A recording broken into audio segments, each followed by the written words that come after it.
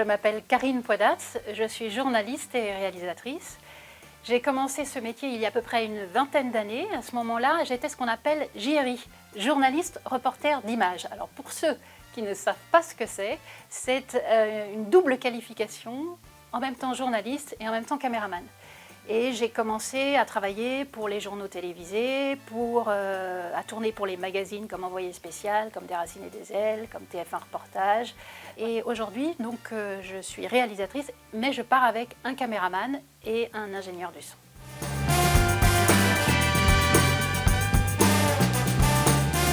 Le réalisateur, c'est un petit peu un chef d'orchestre. Et il est là à 3 étapes très importantes du tournage. La première étape, c'est une étape un petit peu solitaire parce que c'est une étape où il prépare son reportage. Et donc, on passe souvent des coups de fil, on rencontre les gens et à partir de ce moment-là, on écrit un reportage. On écrit une note d'intention et aussi une note de réalisation. Ça, c'est la première étape. Cette note d'intention et note de réalisation, une fois qu'elle est validée par le producteur, à ce moment-là commence, on va dire, la préparation de l'équipe de tournage.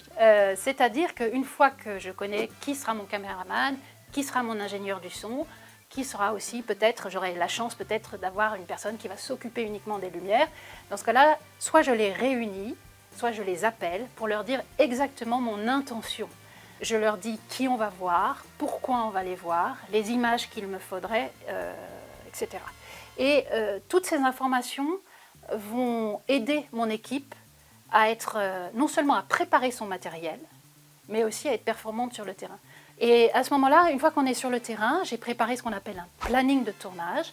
Et tous les jours, je dis à mon équipe, voilà, on va se réveiller à telle heure, on va voir telle personne, on va faire une pause déjeuner.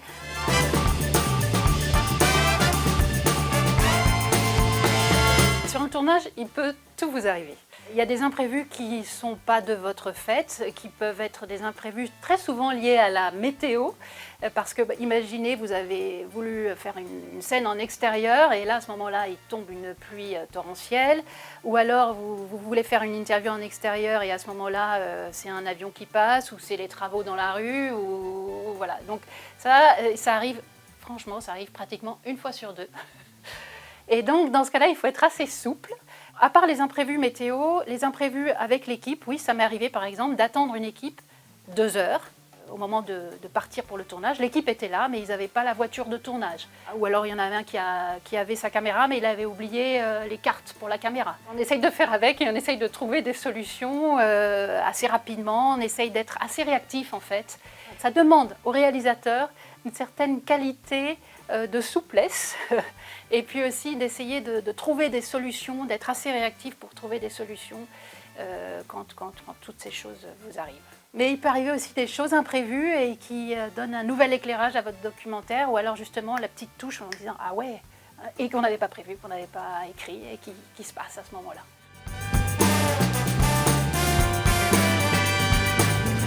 Quand vous allez partir en tournage, vous allez avoir vraiment un temps imparti. C'est-à-dire, si on vous dit c'est une journée de tournage, une journée de montage, et ben c'est qu'une journée de tournage et une journée de montage. Donc, il va falloir vraiment rentabiliser cette journée. Donc, pour l'optimiser au mieux, il faut écrire à l'avance, il faut faire un planning. Et vraiment essayer de respecter ce planning. Alors, ce que je vous conseille pour réaliser votre film et pour optimiser vraiment votre temps de travail, c'est d'écrire ce qu'on appelle un séquencier. C'est-à-dire que vous allez établir, alors certains peuvent dessiner, d'autres peuvent écrire, mais séquence par séquence, où vous êtes, qui vous allez interroger, les images qu'il faut que vous tourniez, avec quelle caméra. Par exemple, séquence 1, j'interviewe Madame Bidule, on est dans son jardin et elle ramasse ses pommes de terre. Séquence 2, je suis avec Monsieur Untel et il est de l'autre côté de Madame Bidule et il se parle par là. Et par exemple, comme ça, vous savez exactement qui vous allez voir, ce que vous allez faire et ça va être ensuite beaucoup plus clair ensuite pour écrire votre planning de tournage. J'aime bien raconter des histoires et je ne suis pas hyper créative. Par contre, j'aime bien écouter les histoires des autres. Et je trouve que les histoires des autres sont beaucoup plus intéressantes que la mienne. Et j'aime donner la parole aux autres. D'abord, j'aime les rencontres et j'aime donner la parole aux autres qui ont des histoires incroyables à raconter.